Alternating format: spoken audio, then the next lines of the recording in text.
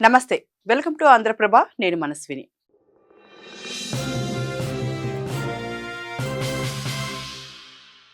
2025 ఏడాది యావత్ ప్రపంచ చరిత్రలోనే అత్యంత కీలకమైన సంవత్సరంగా నిలిచిపోయింది.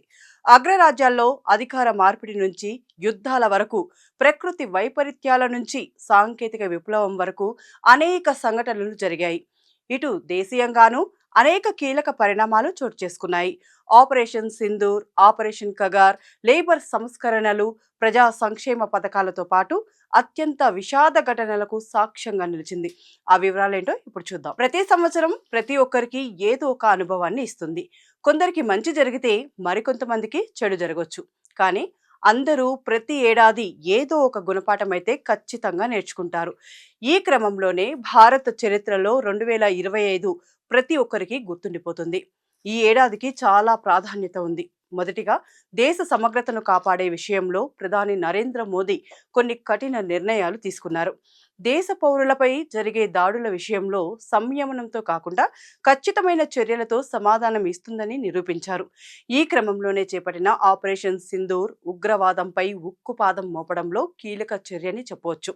అలాగే దేశ అంతర్గత భద్రత దృష్ట్యా నక్సల్స్ విముక్త భారత్ దిశగా ప్రభుత్వం తీసుకున్న చర్యలు అత్యంత ప్రాధాన్యత కలిగిన అంశంగా చెప్పుకోవచ్చు.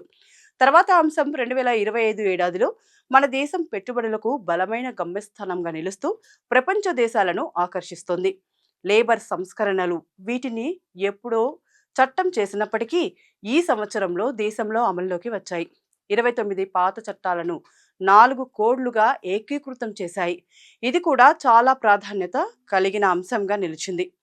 ఇకపోతే ఈ ఏడాదిలో చోటు చేసుకున్న ప్రధాన రాజకీయ పరిణామాలు, అందులో మొదటిది, ఆమ్ ఆద్మీ పార్టీ కంచుకోటగా ఉన్నటువంటి దేశ రాజధాని ఢిల్లీపై 27 ఏళ్ల తర్వాత బీజేపీ జెండాను ఎగరవేసింది. అదేవిధంగా బీహార్లోనూ ఎన్డీఏ కూటమి విజయం సాధించింది. ఈ ఎన్నికలకు ముందు కాంగ్రెస్ అగ్రనేత రాహుల్ గాంధీ ఓట్ల చోరీపై చేసిన ఆరోపణలు దేశవ్యాప్తంగా దుమారం రేపాయి. అదేవిధంగా ఈ ఏడాది కేంద్ర ఎన్నికల సంఘం ఓటర్ జాబితా ప్రత్యేక సమగ్ర సవరణ చేపట్టిన సంగతి కూడా తెలిసిందే. ఇది తీవ్ర వివాదాలకు దారితీసింది.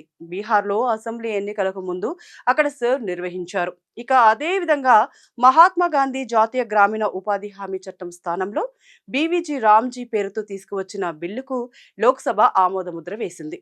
ఈ బిల్లుతో పాటు అణు ఇంధన రంగంలో ప్రైవేటు భాగస్వామ్యాన్ని ఆహ్వానించేందుకు ఉద్దేశించిన శాంతి బిల్లు, బీమా రంగంలో విదేశీ పెట్టుబడుల పరిమితిని 100% పెంచే బీమా సవరణ బిల్లుకు ఆమోదం లభించింది. మరీ ముఖ్యంగా ఆర్టికల్ 370 తర్వాత అంతటి సంచలనం సృష్టించిన వక్ఫ్ చట్టం అమల్లోకి వచ్చింది. అలాగే భారతీయ ఆర్థిక రంగం ఎలా ముందుకు వెళ్తుందో చెప్పే అంశం కూడా ప్రాముఖ్యతను సంతరించుకుంది. దేశీయ స్టాక్ మార్కెట్లో ఈ ఏడాది ఐపీఓల జాతర నడిచింది. మునుపెన్నడూ లేని విధంగా నిధుల సమీకరణ జరిగింది. అదేవిధంగా మరో ముఖ్యమైన అంశం, దేశ నూతన రక్షణ సిద్ధాంతం. 2025లో ప్రధాని మోదీ నాయకత్వంలో దేశ రక్షణ రంగం సరికొత్త శిఖరాన్ని చేరుకుంది. ప్రభుత్వం తీసుకున్న నిర్ణయాలు త్రివిధ దళాలను బలోపేతం చేశాయి. ఇక ఈ ఏడాది మరో సంచలన అంశం కూడా ఉంది. అదే ఉపరాష్ట్రపతి పదవికి జగదీప్ ధన్ఖండ్ అనూహ్య రాజీనామా. ఇక తర్వాతది స్పేస్ డాకింగ్. భారత సొంతంగా ఉపగ్రహాలను అనుసంధానించే స్పేస్ డాకింగ్ టెక్నాలజీని విజయవంతంగా పరీక్షించింది. దీంతో యావత్ ప్రపంచంలోని టాప్ 5 అంతరిక్ష శక్తులలో ఒకటిగా చోటు దక్కించుకుంది. అంతేకాదు, ఈ సంవత్సరం అంతులేని విషాదాన్ని నింపింది. కుంభమేళా తొక్కిసలాట మొదలుకొని అహ్మదాబాద్ ఎయిర్ ఇండియా విమాన ప్రమాదం, తెలంగాణ టన్నెల్ మార్పు, ఆర్బీసీ విజయోత్సవ తొక్కిసలాట, కెమికల్ ఫ్యాక్టరీలో పేలుడు, పహల్గామ్ దాడి, ఢిల్లీ కారు బాంబ్ బ్లాస్ట్తో పాటు అనేక ఘోర రోడ్డు ప్రమాదాలు వందలాది మంది ప్రాణాలను బలి తీసుకున్నాయి. యావత్ దేశాన్ని కుదిపేసి అంతులేని దుఃఖాన్ని మిగిల్చాయి ఈ దారుణ ఘటనలు. మొత్తంగా ఈ ఏడాది కూడా దేశ రాజకీయాల్లో ఆసక్తికరమైన సంఘటనలకు, కీలక పరిణామాలకు, అంతులేని విషాదాన్ని సాక్ష్యంగా నిలిచింది.